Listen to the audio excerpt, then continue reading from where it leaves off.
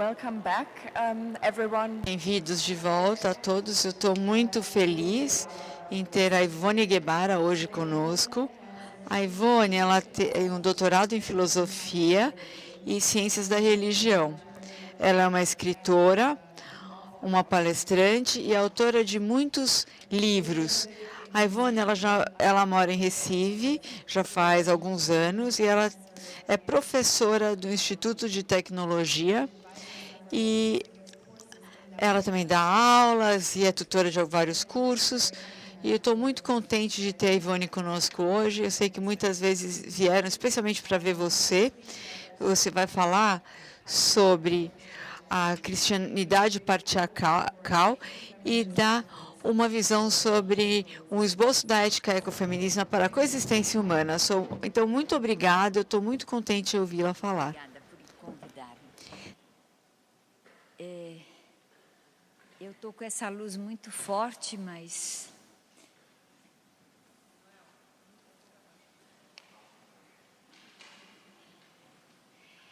Boa tarde para vocês. O som tá bom? Então, o título dessa reflexão, para além do cristianismo patriarcal, um breve esboço para uma ética ecofeminista.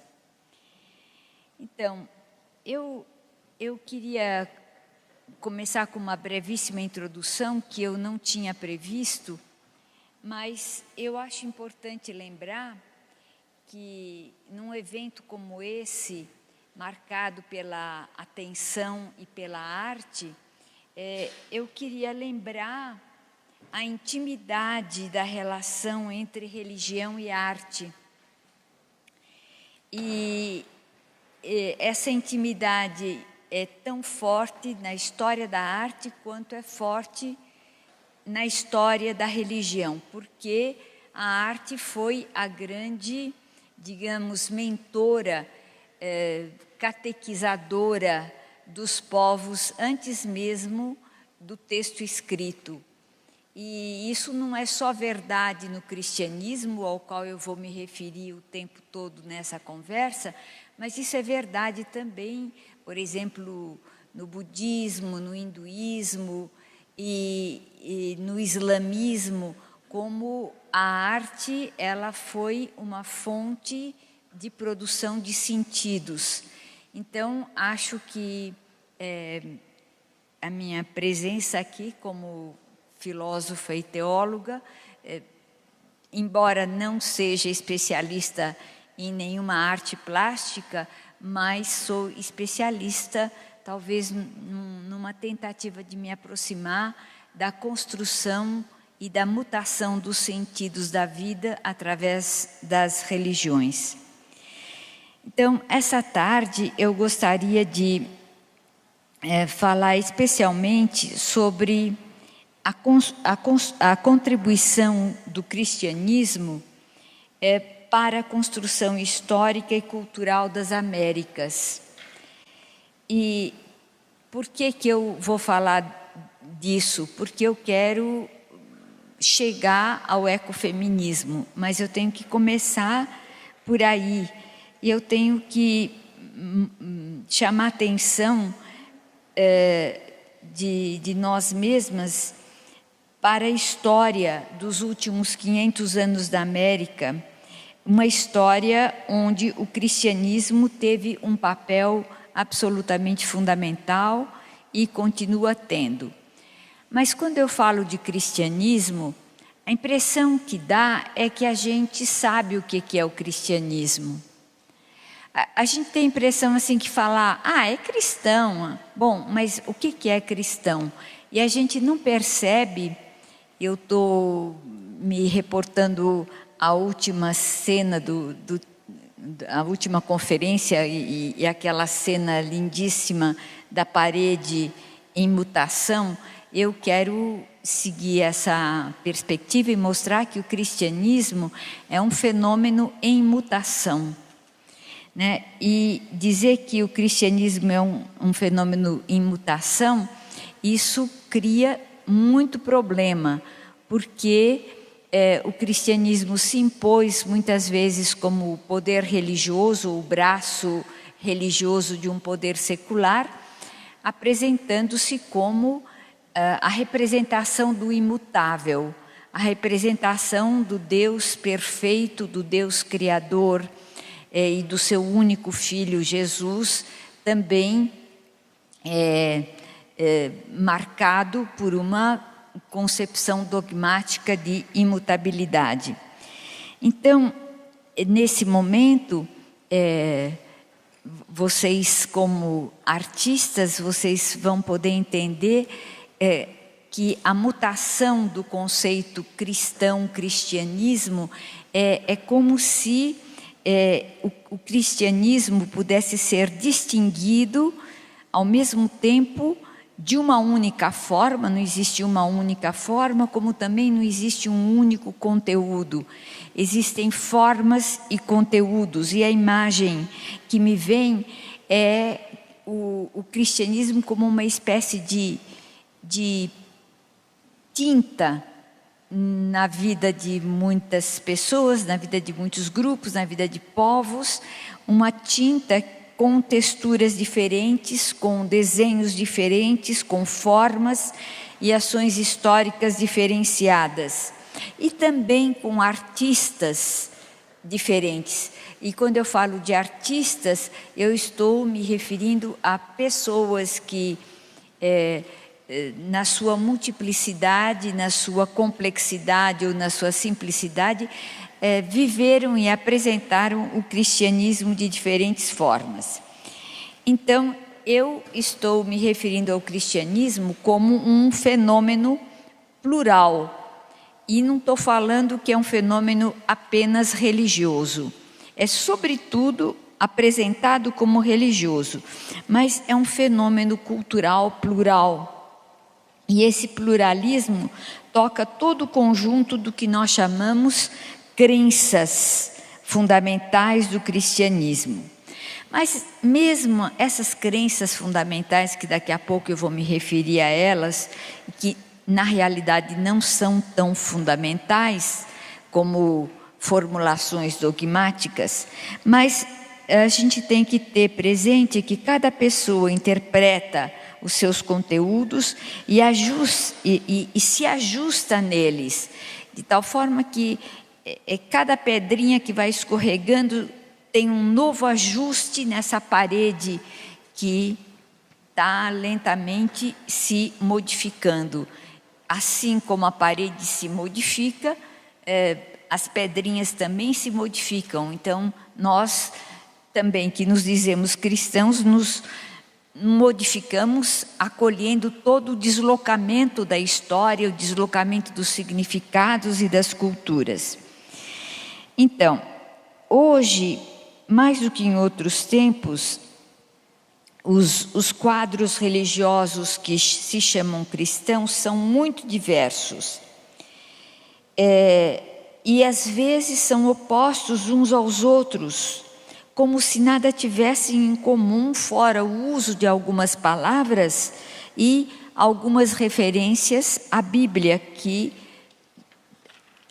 parece ser o livro comum, mas apenas parece ser o livro comum, porque as múltiplas interpretações que são dadas, muitas vezes me fazem duvidar que as pessoas estão lendo o mesmo livro, porque os significados são tão diversificados que a gente pode até ter essa dúvida. Então, hoje, eu quero lembrar também que nós estamos em tempos de exaltação das individualidades, e cada individualidade acredita que tem que obedecer ao seu desenho próprio, né? E não percebem que, na realidade, nós estamos num mundo comum em mutação. E, a partir daí, eu lembro que o século XX e o século XXI mostraram pinturas diferentes do cristianismo. Pinturas que agregaram ao grande museu multicultural que leva o nome de cristianismo, uma porção de quadros diferentes, né? E um desses quadros que eu estou propondo a vocês é um quadro que eu chamo de cristianismo ecofeminista. Quer dizer que é um cristianismo marcado por uma visão ecológica e uma visão feminista. Eu comentava há pouco que, em geral, as igrejas cristãs no Brasil, e eu posso dizer na América Latina, não gostam do cristianismo ecofeminista. Até o eco aceitam, mas o feminista é um pouco mais reticente. E por quê? E como nasce esse quadro? Esse quadro ecofeminista nasce mais ou menos no final da década de 70, quando um grupo de mulheres começa a perceber a quantidade de desastres ecológicos, né? Começando por Chernobyl, mas esses desastres ecológicos se sucedem. Aqui no Brasil é uma sucessão infinda. Não basta falar só de Mariana, mas tem que se lembrar Paulo Afonso, tem que se lembrar Tacaratu, tem que se lembrar a Amazônia, tem que se lembrar um monte de desastres que não são, digamos, fruto da convivência dos seres humanos com a natureza, mas são frutos da depredação capitalista em relação à própria natureza. Então, nasce isso que eu chamei de cristianismo ecofeminista, e aqui na América Latina, especialmente um grupo de mulheres chilenas que infelizmente tiveram que acabar o seu trabalho por falta de condições financeiras, mulheres chilenas, mas na realidade é um conglomerado de mulheres chilenas, norte-americanas e alemãs que fundaram uma revista que se chamava Conspirando. E elas, então, eu fazia parte dessa revista também. E não só revista, mas também dávamos cursos periodicamente em várias partes da América Latina, mas muito especialmente no Chile. Então, de forma muito breve, em que consiste esse cristianismo ou essa teologia cristã ecofeminista? O primeiro ponto é que nós acreditamos que a interdependência, que acho que desde o início da tarde essa interdependência voltou de diferentes maneiras, a interdependência é um fundamento de uma nova ontologia e de uma nova ética. O que significa isso? Significa que não é mais a hierarquia dos seres, né? Primeiro Deus, depois o ser humano branco, o ser humano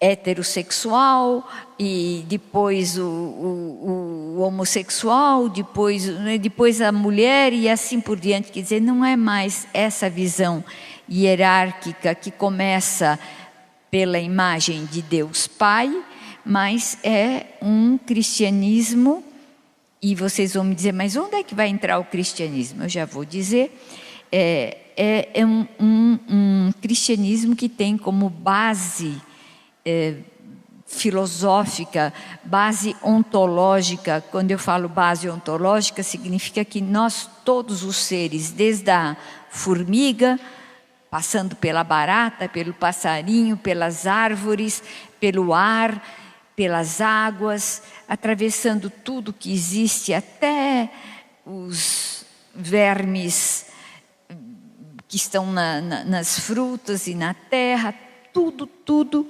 é marcado por essa interdependência. Então, consequentemente, se eu falo que tudo é marcado por essa interdependência, eu vou ter que sair do sistema cristão hierárquico que se estabeleceu especialmente a partir do quarto século. Então, se eu estiver atenta, se nós estivermos atentas à vida, se nós estivermos presentes a nós mesmos e ao nosso mundo, a gente não precisa de prova da interdependência. A gente apenas constata essa ordem da interdependência presente na Via Láctea, presente em todas as energias da Terra, é presente em todos os processos vitais e presente também nos processos humanos. É claro que vocês vão dizer, mas todo mundo fala de interdependência. Esse é o drama. É que se fala de interdependência do ponto de vista teórico, mas só que não se vive a interdependência do ponto de vista prático, ou seja, não se vive a interdependência nas relações, não se vive a interdependência na economia, não se vive a interdependência na política, não se vive a interdependência nas crenças religiosas. Acreditar de fato e de direito na interdependência exige uma atenção a nós mesmos e uma organização da nossa ação de forma diferente dessa que nós estamos vivendo. Interdependência significa que para existir eu me sustento em outras vidas. Para existir, eu dependo delas e elas dependem de mim. E, consequentemente, minha vida, antes de ser minha, antes de ser a minha individualidade, ela mostra-se como uma coletividade. A própria existência só é possível a partir da coletividade, a partir da sustentação da coletividade, consequentemente, a partir da interdependência. Então, isso aqui me parece que fundamenta não só uma outra maneira de enxergar o cosmos, de enxergar o planeta Terra, de enxergar todos os ecossistemas, mas de enxergar os seres humanos. Portanto, a interdependência me revela que as hierarquias é que foram construídas e que a interdependência é, digamos assim, o elemento natural de toda a vida. A interdependência, então, vai revelar quem é o ser, ou quem são os seres humanos. A interdependência vai revelar, então, essa nova ontologia que, consequentemente, vai exigir uma nova ética, e aí eu estou me referindo, sobretudo, a uma nova ética social. Então, eu chego a um ponto em que eu digo assim, nas religiões existe um problema, tanto quanto nas outras ciências, porque muitas vezes a gente fala de educação, de psicologia, de valores éticos, mas na realidade a gente torna muitas vezes essas palavras vazias e esvaziamos até a palavra interdependência quando a vulgarizamos e a reduzimos apenas a um vocábulo novo usado e um vocábulo de moda. Então, eu volto à questão das religiões. Eu acho que muitas palavras religiosas, como Deus, o amor ao próximo, o mandamento divino. Todas essas palavras e essas expressões deixaram de ter um correspondente real. Elas se tornaram palavras vazias. Então, eu posso me comunicar com palavras vazias, eu posso me comunicar com formalidades, eu posso ligar uma televisão e ver notícias que na realidade não correspondem à vivência do repórter, mas ele é obrigado a dizer aquilo que ele tem que dizer.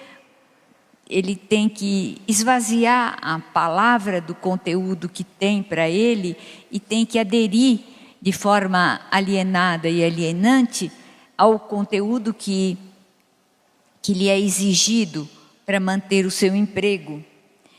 E eu diria assim que também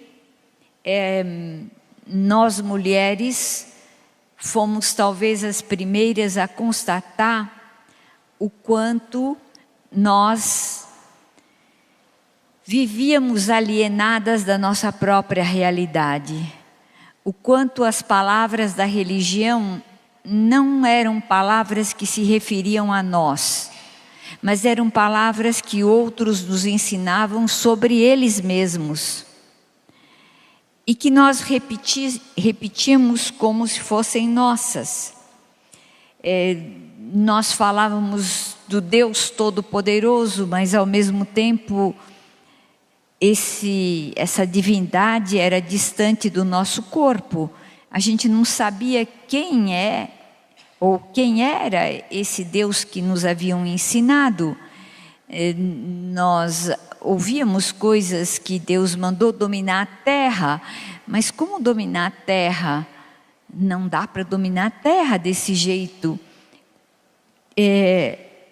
De tal forma que nós começamos a estar atentas a nós mesmas e ao conteúdo das palavras que nós usávamos e percebemos que, além de provocarem religiões e sociedade, uma alienação de nós mesmas, uma separação de nós mesmas, jogavam sobre nossas costas a destruição capitalista da natureza.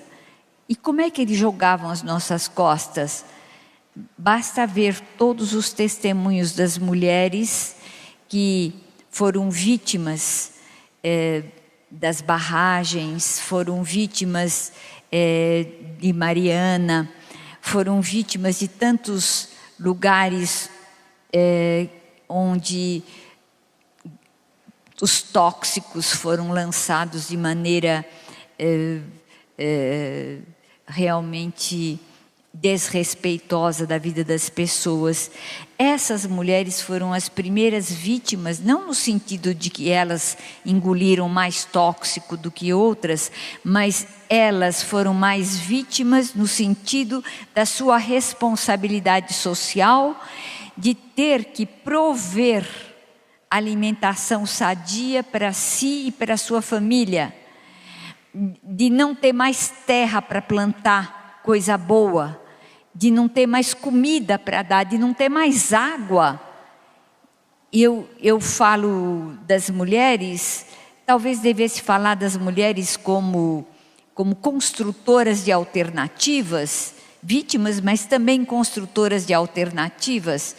E então, é a partir desse momento que nós começamos a perceber a cumplicidade da destruição com a cumplicidade também do capitalismo, sem dúvida, mas com a cumplicidade das religiões. As religiões continuavam, e de maneira muito particular, o cristianismo continuava os seus discursos sobre o Deus Todo-Poderoso e, no entanto, não levantava denúncias e denúncias sérias contra os fardos pesados que nós mulheres carregávamos no dia a dia. Poderiam talvez até denunciar a destruição, se penalizarem com a destruição, mas não percebiam a gravidade do problema vital que nós estávamos carregando. Então, trabalhar numa perspectiva teológica cristã é retrabalhar todos os conceitos cristãos, Deus Pai, Jesus como Filho, numa outra perspectiva, na perspectiva da interdependência e, consequentemente, numa perspectiva que vai mudar essa espécie de chapéu metafísico que garante, talvez, até os dias de hoje. Eu não quero ser radical, porque no meio de todas essas coisas sempre há coisas muito bonitas, sempre há gestos de amor, mas, digamos, fundamentalmente, o tipo de cristianismo hierárquico, patriarcal, dogmático, que ainda domina e domina sobretudo os corpos das mulheres, esse cristianismo não contribui para uma visão evolutiva da vida, uma visão mais respeitosa da vida.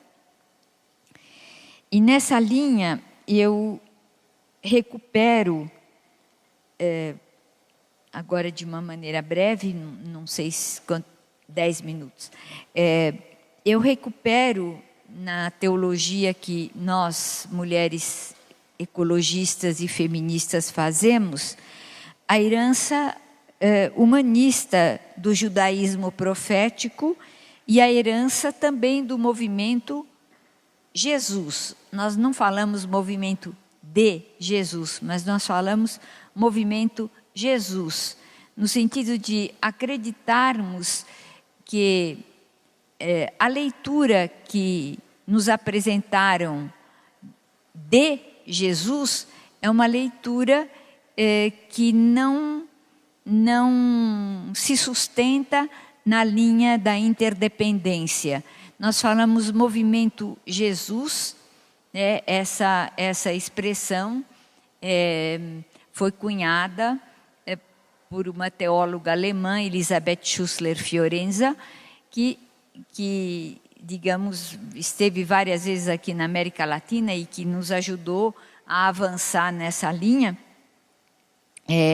de falarmos movimento Jesus para mostrar que trata-se sim de uma ética inclusiva, uma ética que, digamos, segue uma tradição profética de denúncia das injustiças sociais, de denúncia das injustiças com a Terra, com o planeta, e de denúncia dos excessos de acúmulo, os excessos de uma sociedade que não é capaz de olhar com carinho os outros, os pobres, os marginalizados, as marginalizadas. Não é capaz de acolher a dor das mulheres expressas de diferentes formas.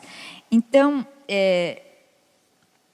nessa linha é que nós tentamos resgatar da herança, da tradição judaica e cristã, essa dimensão ética de buscar uma terra que é nosso corpo, um corpo que é nossa terra, de buscar ser carne dessa terra e carne para essa terra e, consequentemente, sair do esquema patriarcal de exploração.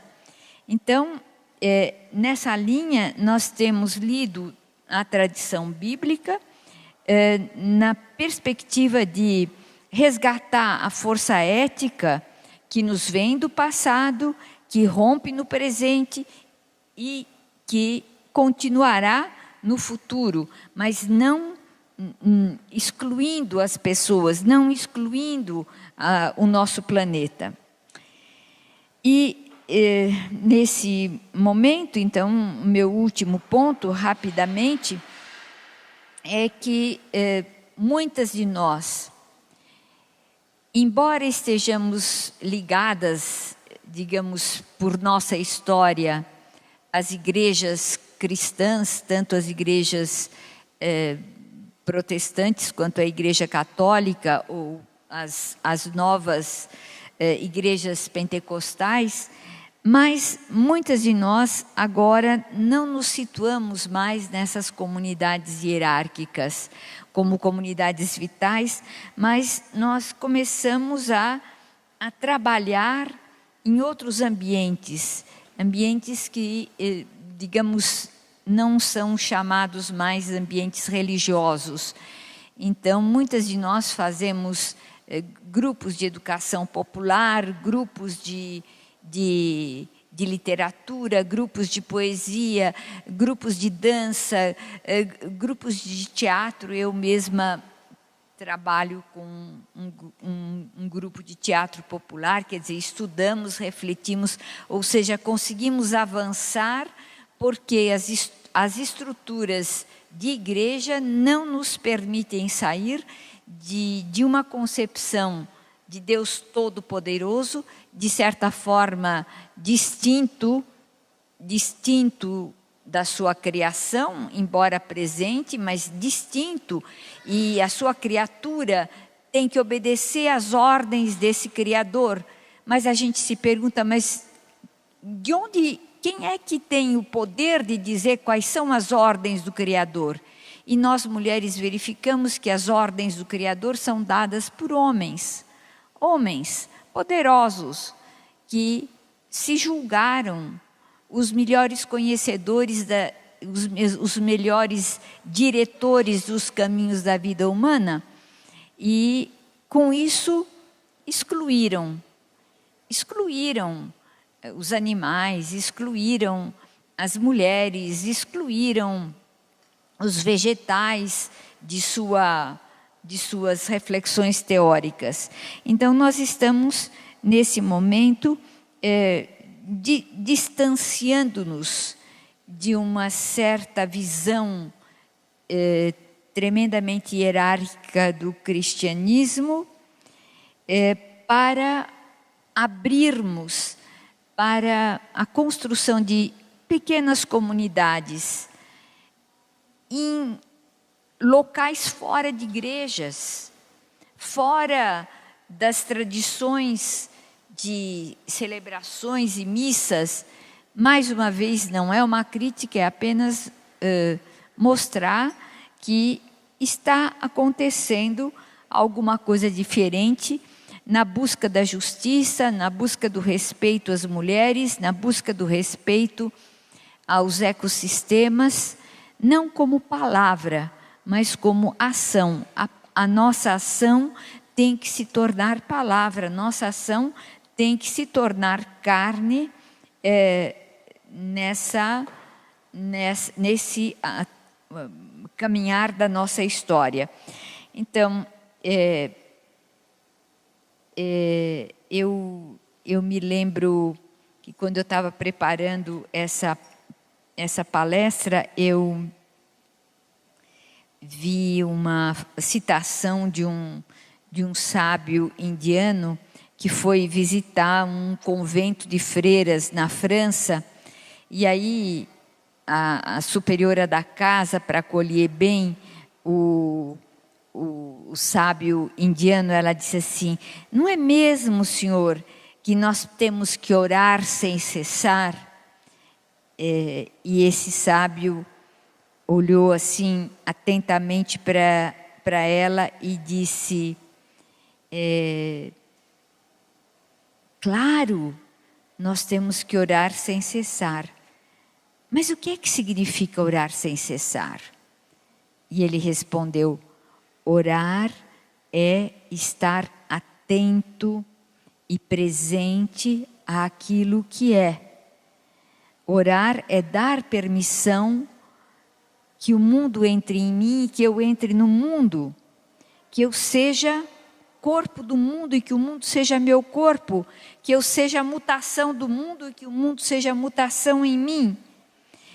Portanto, eu floreei um pouco a fala do indiano, mas eu estou introduzindo aqui a noção, de novo, da interdependência, individualidade e coletividade se interpenetrando,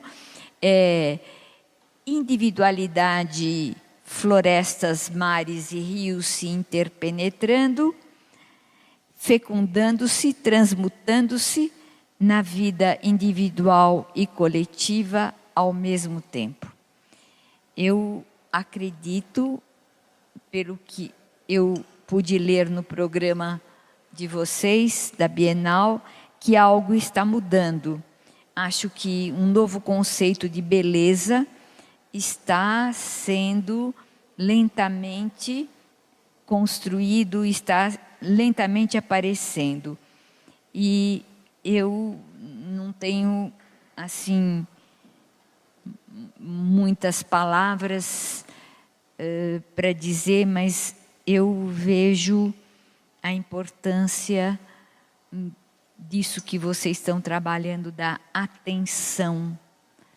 E para me ser atenta, eu tenho que silenciar também em relação às coisas que eu aprendi no passado, as minhas convicções passadas, os ideais familiares cristãos do passado, silenciar para acolher a chegada dessa nova beleza, para desfrutar essa nova beleza que está começando a brotar no meio de nós. Muito obrigada.